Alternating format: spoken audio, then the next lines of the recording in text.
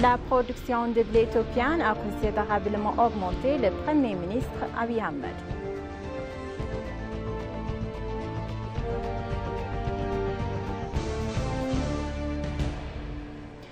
L'accord de paix entre l'État d'Oromia et l'autre des régions de l'armée de la libération d'Oromia est une base pour un paix durable.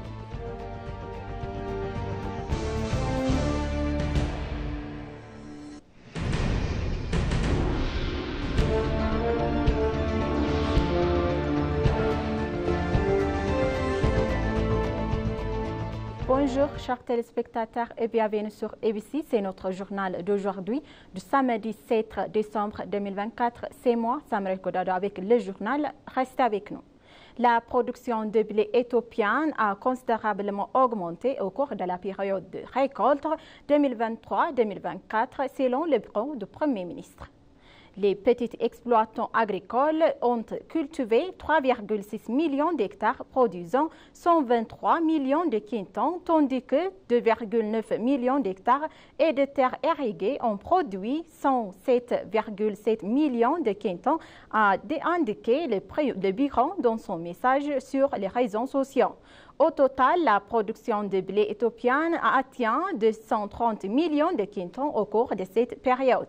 Le 18 novembre 2024, le Premier ministre Abiy Ahmed a annoncé que la période de récolte de blé avait commencé dans tous les pays au cours de ces saisons. Comparé cela à la période 2019-2020, lorsque les petits exploitants agricoles n'ont produit que 54 millions de quintons de blé, a indiqué le PM Office. Hier, le chiffre a augmenté. On reflète un bond remarquable rendu possible par un leadership résolu de politiques favorables et un engagement sans faille pour accroître la productivité.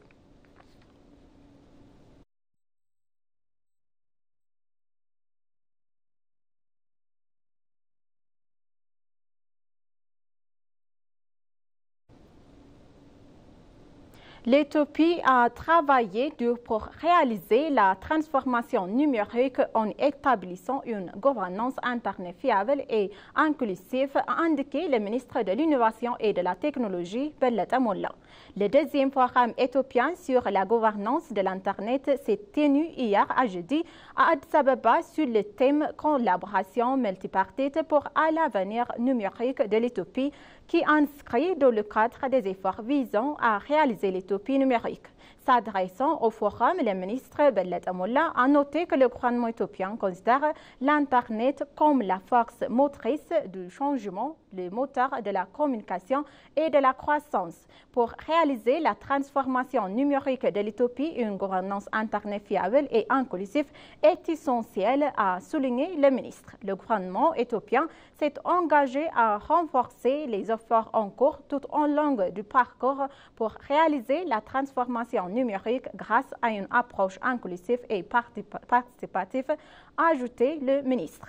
Le directeur général régional de l'Union internationale de télécommunications pour l'Afrique, Emmanuel Massif, a pour sa part souligné que la technologie numérique est essentielle pour s'attaquer aux problèmes mondiaux urgents.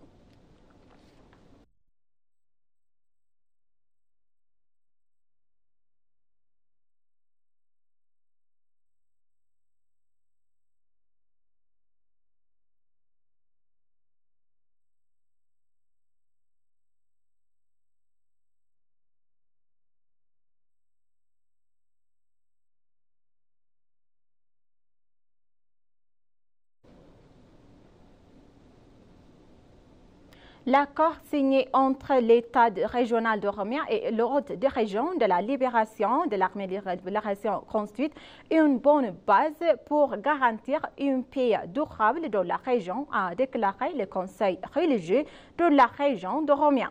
On rappelle que le président d'État régional d'Oromia, Meles Abdessa, et Negessi Negessa, ancien chef de l'armée de la libération Oromo, ont récemment signé un protocole d'accord de paix pour garantir une paix durable. Au cours de la réunion d'information, les pères religieux ont salué l'accord de paix qui rassemblait les gens et posait de bonnes bases pour une paix durable. Les pères religieux ont en outre souligné que tout le monde devrait travailler avec détermination pour sa durabilité. En outre, le Conseil a réaffirmé la volonté de chefs religieux et de continuer à jouer un rôle crucial pour assurer une paix durable, soulignant la nécessité de travailler ensemble pour assurer une paix durable.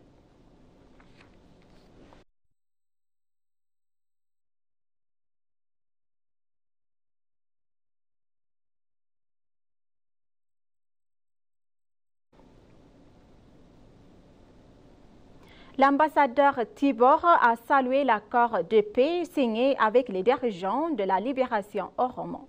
L'ancien secrétaire d'État adjoint américain pour l'Afrique et l'ambassadeur des États-Unis en Éthiopie, Tibor Negai, a salué que le récent accord de paix signé par l'État régional d'Oromia et les dirigeants de l'armée de la libération Oromo est un pas de plus vers la stabilité interne. Les dirigeants de l'OLA ont signé l'accord accepté l'appel du gouvernement à la paix et ont signé un accord de paix avec le gouvernement régional d'Oromia à Addis Ababa la semaine dernière.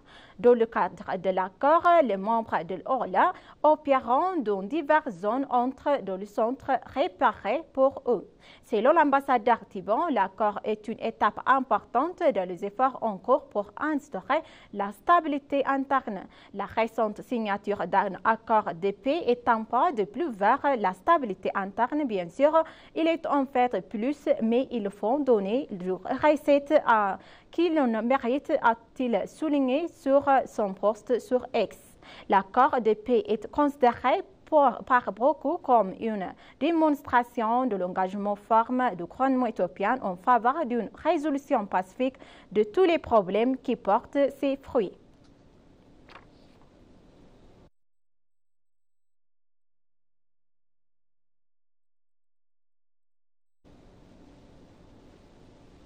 Ethiopian Airlines a reçu un prix de Outstanding Onboarding Experience Achievements.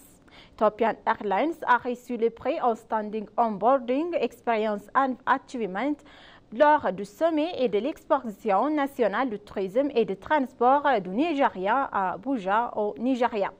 Cette reconnaissance souligne l'engagement des campagnes aériennes à améliorer le secteur du tourisme au Nigeria grâce à une connectivité aérienne exceptionnelle. Intitulé sur le thème connectivité de transport touristique, accélérer les synergies et pour le gouvernement pour le développement économique national, cet événement annuel rassemble des décideurs des secteurs du tourisme, des transports en Afrique pour refaçonner l'avenir de la croissance économique du continent.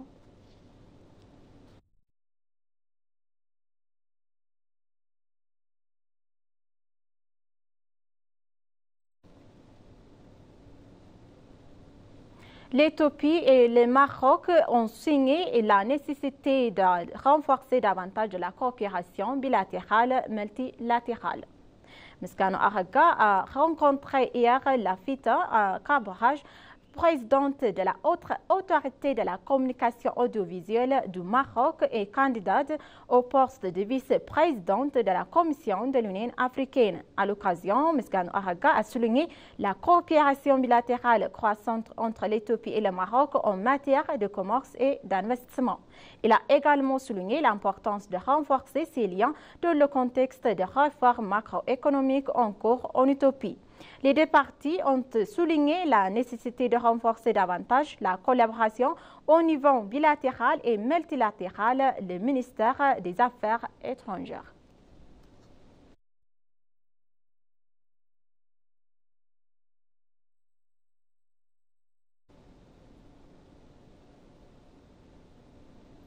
Les ambassadeurs nouvellement nommés ont exprimé leur vif intérêt pour le renforcement des relations bilatérales avec l'Éthiopie.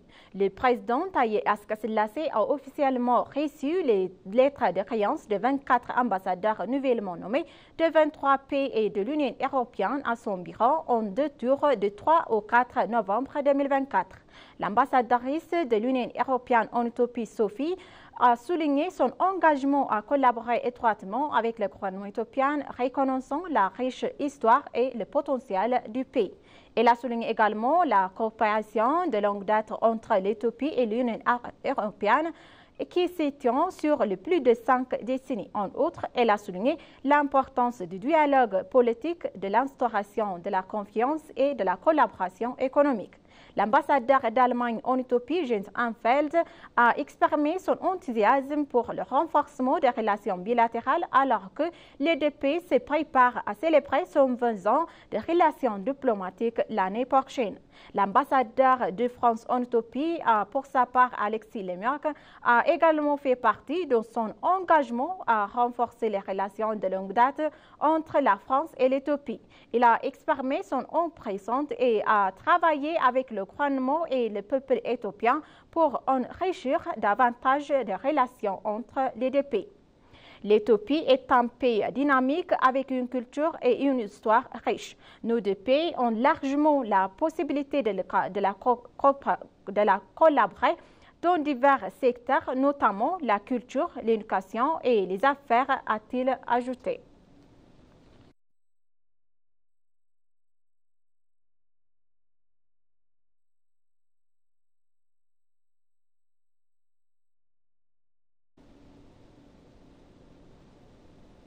Un festival d'étudiants en Chine et d'un film et de télévision se tiendra à Addis Ababa. Le festival éthiopien du film et de la télévision en Chine se tiendra à Addis Ababa du 20 au 23 décembre 2024 pour favoriser le partage d'expériences entre les deux pays. Le festival sera co-organisé entre le ministère de la Culture et du Tourisme, le ministère des Affaires étrangères et l'ambassade de Chine à Addis Ababa. Lors d'une conférence de presse conjointe donnée hier par les organisateurs, le festival du film mettra en lumière les liens diplomatiques et culturels de longue date entre l'Éthiopie et la Chine. On a appris que le festival recherche également à établir une plateforme à échelle de BRICS favorisant les échanges culturels, la collaboration créative et la diversité cinématographique. Pendant le festival, des films éthiopiens sélectionnés et des films documentaires chinois seront présentés et des tables rondes auront lieu. S'exprimant à l'occasion, le ministère d'État de la Culture et du Tourisme, Nefissa Alamirdi, a exprimé à noter que le festival contribuerait à développer l'industrie cinématographique du pays et à renforcer les liens interpersonnels entre l'Éthiopie et la Chine, ainsi qu'à changer d'expérience et de connaissances dans le secteur. Elle a noté également déclaré que l'événement renforcerait les liens interpersonnels entre les pays BRICS à travers le cinéma et l'art.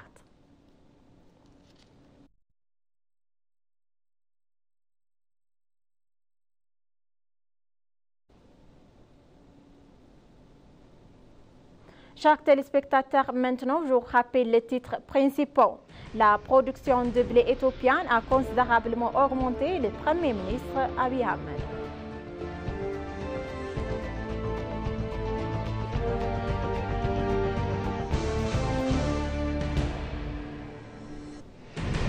L'accord de paix entre l'État de l'armée d'Oromia et leurs dirigeants de l'armée de la libération est une base pour une paix durable.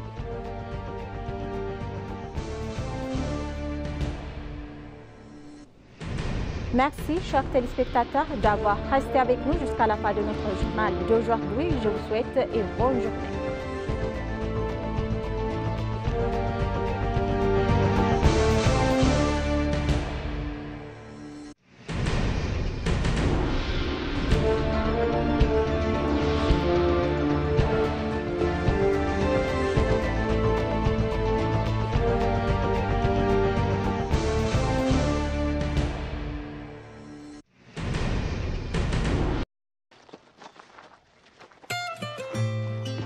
W.